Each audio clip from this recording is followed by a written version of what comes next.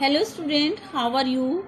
Hope so you all are fine at home. Have you enjoyed at home? बहुत छुट्टियां बिता ली हैं आपने. Let us we start our study now. Today we will start our chapter number first, where, when and how. Where, when and how. ये हम अपना chapter start करेंगे आज. फर्स्ट चैप्टर हिस्ट्री का. कहाँ, कब और कैसे.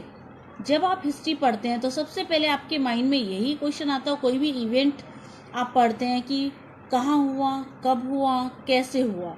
Let us now study in this chapter. In India the modern period begins with the establishment of British rule under east India company.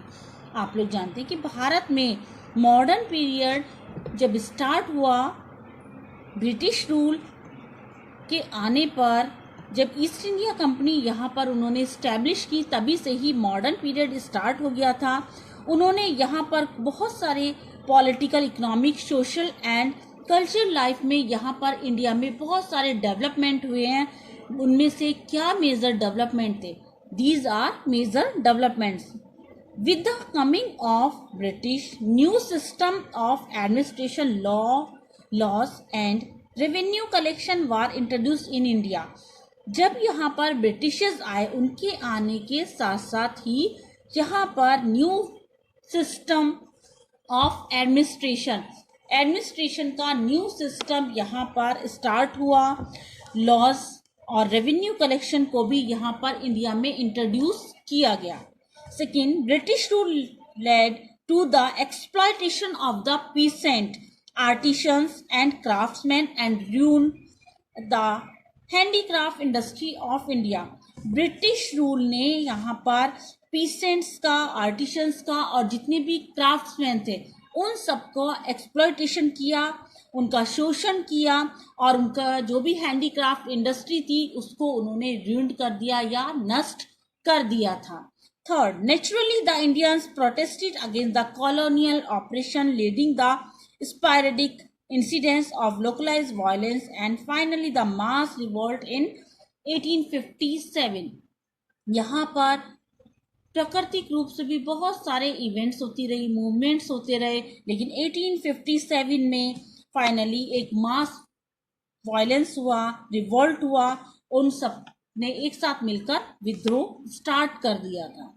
During the British rule India witnessed numerous social and culture change.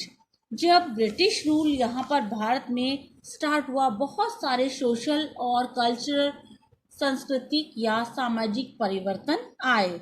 The western education and it's far reaching impact left the utmost mark on in the intelligentsia. During the British rule, a number of major social legislation were passed to prevent child marriage, sati, female infanticide. यहाँ पर western education आने के साथ साथ बहुत सारी ऐसी remarkable चीज़ें की गई या परिवर्तन किए गए. सोशल लेजिस्लेशन हुआ, सामाजिक परिवर्तन हुए, चाइल्ड मैरिज या बाल विवाह को रोका गया, सती प्रथा या जो बचपन में कन्याओं का, फीमेल को मार दिया जाता था, इन सब प्रथाओं का भी अंत किया गया. Widows and impart education to the womens की जो कंडीशन थी उसको सुधारने के भी प्रयास किए गए. Indian reform led major protest against the social evils of caste system. Caste system के लिए भी इंडियंस ने बहुत सारे प्रोटेस्ट किए. British rule gave rise the colonial cities like Bombay, Calcutta and Madras. बहुत सारे इस तरह से colonial cities भी developed हुए. The most dynamic and challenging aspect of modern Indian history was the saga of Indian national movement. सबसे ज़्यादा जो remarkable या dynamic change था वो ये था कि पर उस टाइम पर भारतीय नेशनल मूवमेंट किए गए या भारतीय राष्ट्रीय आंदोलन स्टार्ट हुआ.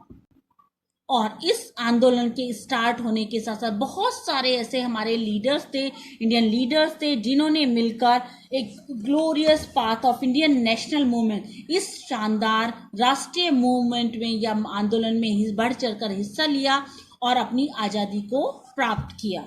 थैंक्स.